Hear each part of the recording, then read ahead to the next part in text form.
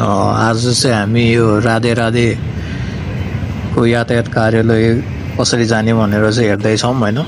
यो चाहिँ हाम्रो बाटोबाट नै भयो, थिमी राधे राधेमा यहाँ बाटोबाट जाने हो। हामी चाहिँ सिधा जान्छौँ। सिधा गइसकेपछि चाहिँ अब हामी टर्निङ लिएर चाहिँ यता हामी यो कार्यालयमा आइपुग्छौँ हैन। यो कार्यालय चाहिँ यस्तो छ। यहाँबाट हामी सिधा गयो भने चाहिँ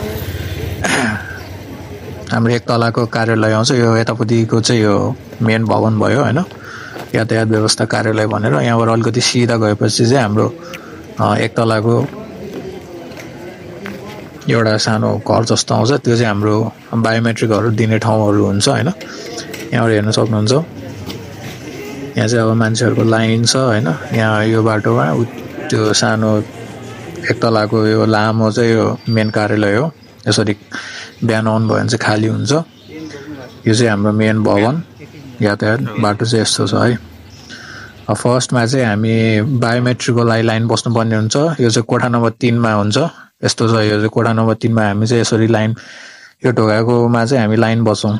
यो लाइन यसरी बसेपछि फर्स्ट स्टेप चाहिँ त्यहाँबाट बायोमेट्रिकको लागि हाम्रो फोटो र हाम्रो औठा छापहरू चाहिँ लिइन्छ अनि हाम्रो डिजिटल साइनहरू पनि लिइन्छ।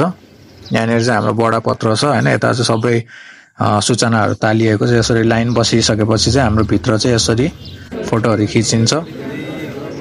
त्यहाँबाट चाहिँ हामी कोठा नम्बर 3 बाट आइसकेपछि चाहिँ फेरि यतापट्टि हामी कोठा नम्बर 4 मा चाहिँ गएर हामी मेडिकल दिन्छौँ। त्यहाँ मेडिकलमा चाहिँ हाम्रो आँखाको अनि हाम्रो आई भिजनहरू टेस्ट हुन्छ। यो 4 नम्बर भयो।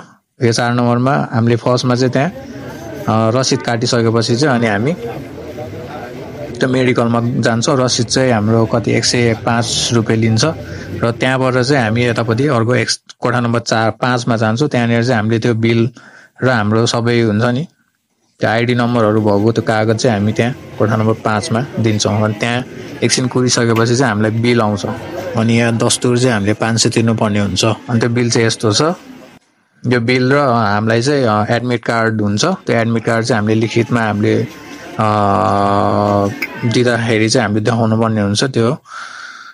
र यो चाहिँ यस्तो रहेको छ।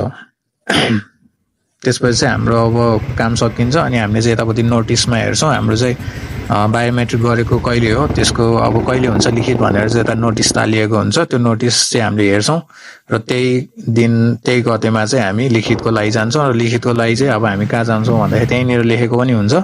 अथवा यहाँनिर चाहिँ बुढाथोकी ड्राइभिङ सेन्टर भन्ने ठाउँमा चाहिँ प्राय लिखितको एक्जाम हुन्छ र ट्रायल पनि त्यही हुने गर्दछ।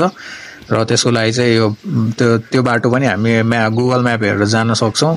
र गुगल म्याप हेरेर जाँदाखेरि बाटो यस्तो देखिन्छ। र यहाँनिर चाहिँ हामीले बुढाथोकी ट्रेनिङ सेन्टर भनेर ट्रायल सेन्टर भनेर चाहिँ हामीले यहाँनिर देख्न सकिन्छ। यो चाहिँ हाम्रो मेन गेट भयो। र त्योभन्दा अलिकति उतापट्टि पनि अर्को गेट छ। यो चाहिँ मेन गेट भयो। त्योभन्दा उतापट्टि चाहिँ हाम्रो अर्को गेट छ। त्यहाँ चाहिँ हामी लिखित गर्छौँ। त्यो मेन गेटमा चाहिँ हामी ट्रायल दिन जान्छौँ। यो चाहिँ बाइकको ट्रायल दिने ठाउँ भयो। अनि यतापट्टि चाहिँ हाम्रो परीक्षा दिने ठाउँ चाहिँ यता हुनेछ। हामीले अनलाइन फर्म भरिसकेपछि चाहिँ हामी त्यो भिजिटेडमा चाहिँ हामी त्यो PDF डाउनलोड गरेर नागरिकता लिएर अनि ब्लड ग्रुपको कार्ड लिएर जान्छौँ है।